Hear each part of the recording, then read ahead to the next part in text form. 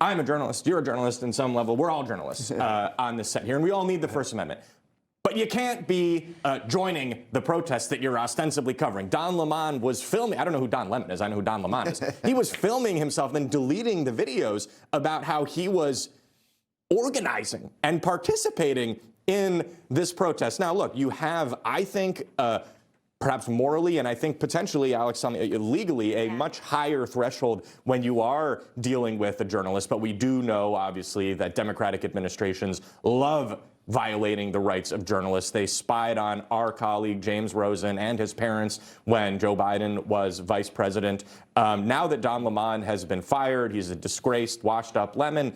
I don't know the extent that he has a First Amendment. I personally think anyone with an iPhone can be a journalist, but I also think that if you're using that iPhone to storm a church, there may very well be consequences for you. Okay, if you're a protester and a rioter, are you still a journalist? Well, so I have a few things to say about that. You don't have a First Amendment right to go into to trespass. He went into private property. The church is private property. And First Amendment protected, for sure. And that's coordinated right. ahead of time. And you're right. So, like, I think it's the elitist nature of journalists to rush to the First Amendment, the freedom of the press protection. But like I said, this is private property. What the video he did in the parking lot, I could argue that's public. That's more public. It's closer to the sidewalk. That, would be okay. But actually going in, harassing, intimidating, he was asked to leave, right? That was an issue.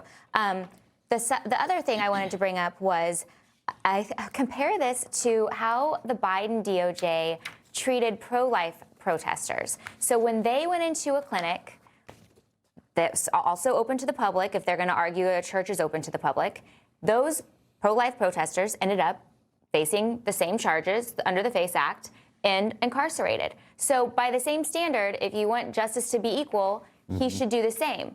I would say, if I was just being fair, him being in the parking lot, I don't think is that big of a deal. Remember, I talked about the January 6er who filmed outside of the Capitol, ended up looking at 30 years for posting a video like right outside the riot. So that's not a really fair comparison. That should have never happened.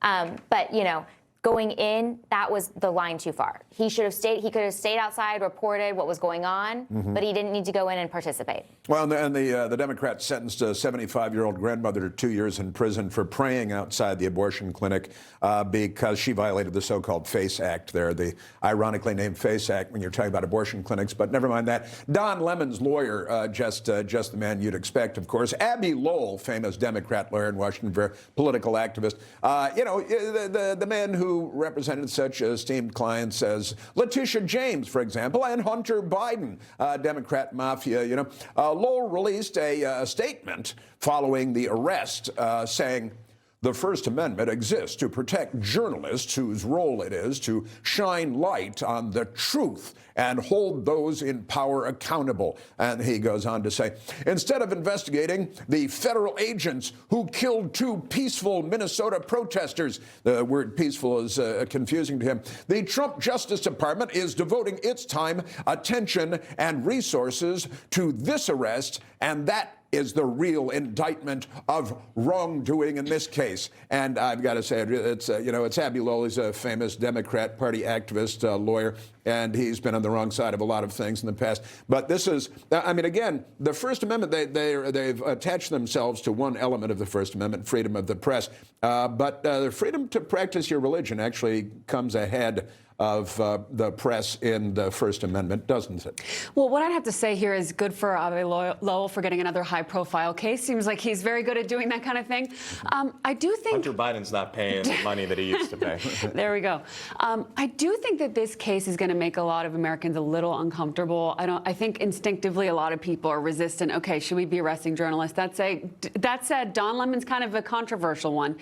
I do think, based on, from my understanding, not a lawyer, of kind of the facts of the case, I think one of the questions here that is important is him attending like a pre-briefing with some of these agitators, so kind of knowing what their plans were, then also entering the church, kind of making some fearful congregants feel like they couldn't leave. From my understanding, it seems like he kind of brushed up against them as he continued to ask the pastor questions.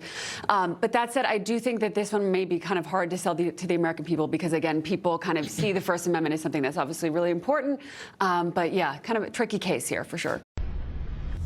Information, truth, is freedom.